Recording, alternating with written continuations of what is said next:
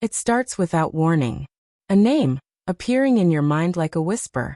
A face, flashing for just a second, so real it feels like they're standing in front of you. You don't know why you're thinking of them. You haven't for years.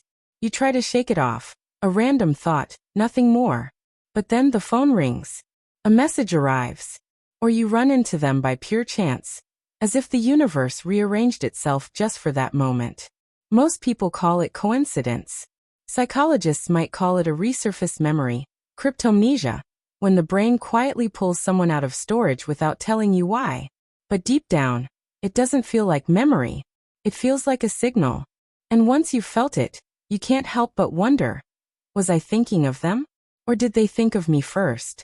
Some believe we're all connected by invisible threads, stretching across cities, oceans, even decades. Most of the time, we don't notice them. Life is too loud. But every now and then, something tugs. A thought. A name. A strange pull you can't explain. Ancient cultures had their own names for this. In China, they called it the red string of fate. Others spoke of soul bonds, twin flames, or psychic resonance. Different words, same idea. Some people are tied to us in ways beyond logic. Science has its own version of the story. Your brain is a vault, keeping every face, every voice, every moment you've ever lived. Most stay locked away, until a key turns without warning.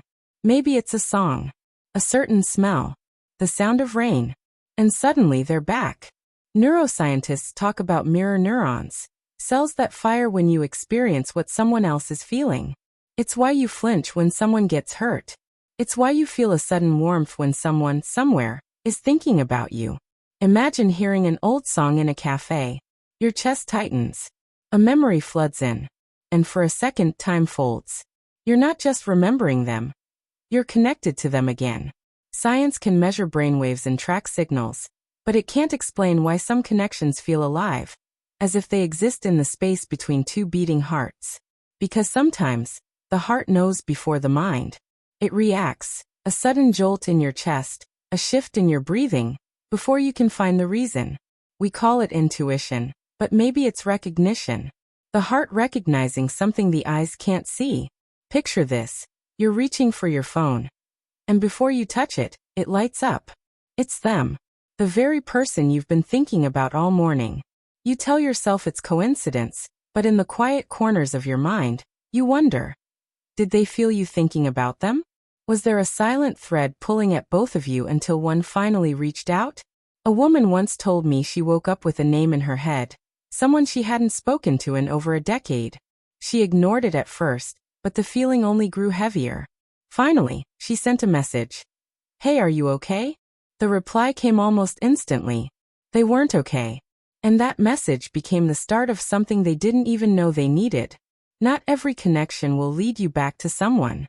Some are meant to stay pressed between the pages of your past, like flowers in an old book.